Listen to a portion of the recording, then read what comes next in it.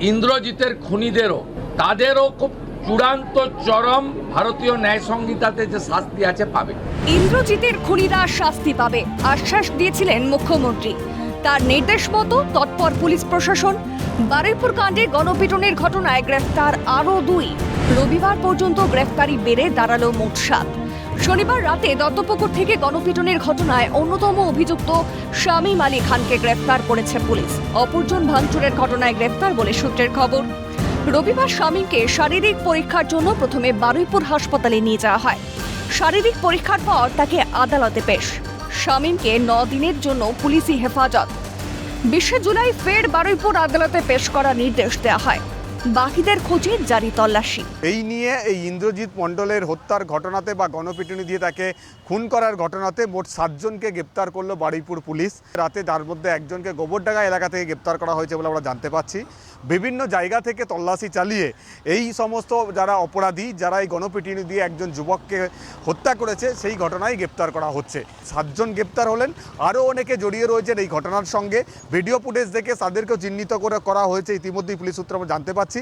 তাদের অবস্থান, তাদের টাওয়ার লোকেশন ট্র্যাক করে তাদের খোঁজেও কিন্তু পুলিশের তরফ থেকে তল্লাশি চালানো হচ্ছে। পিটুনিতে কাউকে আপনি মেরে ফেলবেন, এটা অ্যাকসেপ্টেবল নয়, কোনো সমাজে অ্যাকসেপ্টেবল নয়। আমি যাচ্ছি না সে অপরাধী ছিল অপরাধী নয়, তাতে আমরা যাচ্ছি না। আমাদের বক্তব্য হচ্ছে যে গণপিটুনিতে যাকে মারা হয়েছে পুলিশ তদন্তে দেখেছে, আমাদের মাননীয় মুখ্যমন্ত্রী বলেছেন যে মূল অভিযুক্ত যে তার মধ্যে তিনি নন। কিছু রাজনৈতিক দল আছে, কিছু শকুন আছে, বরাবরই থাকে লাল শকুন, তারা ঘুরে বেড়ায়, তারা এসব করে। তো যেখানে মৃতদেহ পাবে সেখানে তারা চলে যাবে, নতুন নতুন এই ধরনের ফকির ফিন্দি ঘাটবে এবং একজন তাদেরই মধ্যে থেকে একজন বলবে যে জমা খরচ করে দেখাও তারপরে বলো, আর একজন সঙ্গে সঙ্গে আর এক নেতা তাদের মধ্যে অন্য স্বর নিয়ে বলবে যে এই যে এনকাউন্টার করা হলো বা অমুক হলো তার মানে হচ্ছে এটাকে ধামাচাপা দেয়া। তো এটা এদের মধ্যে এরা নিজেরাই কনফিউজ। আগে নিজেরা ঠিক করুক পার্টিগতভাবে যে তারা কি চাইছে, তারপরে আমাদের দিকে আঙুল তুলুক। নাবালিকাকে যৌন নির্যাতন করে খুনের মামলায় তদন্তকারী অফিসার বদল। এবার তদন্তভার ডিএসপি পদমর্যাদার আধিকারিকের হাতে। তদন্তের স্বার্থে এবার মামলার দায়িত্ব দেওয়া হলো বারুইপুর পুলিশ জেলার ডিএসপি শান্তনু মুখোপাধ্যায়কে। ঘটনার পর প্রাথমিকভাবে এই মামলার তদন্তভার ছিল পুলিশ আধিকারিক দিগন্ত মণ্ডলের হাতে। পরবর্তীতে তদন্তের দায়িত্ব গিয়ে পড়ে বারুইপুর থানার প্রাক্তন আইসি জয়ন্ত পোদ্দারের হাতে।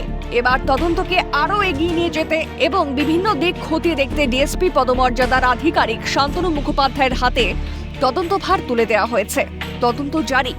ঠিক 1 সপ্তাহ আগে নাবালিকাকে যৌন নির্যাতন করে খুনের অভিযোগে উত্তপ্ত হয়ে উঠেছিল বারুইপুর।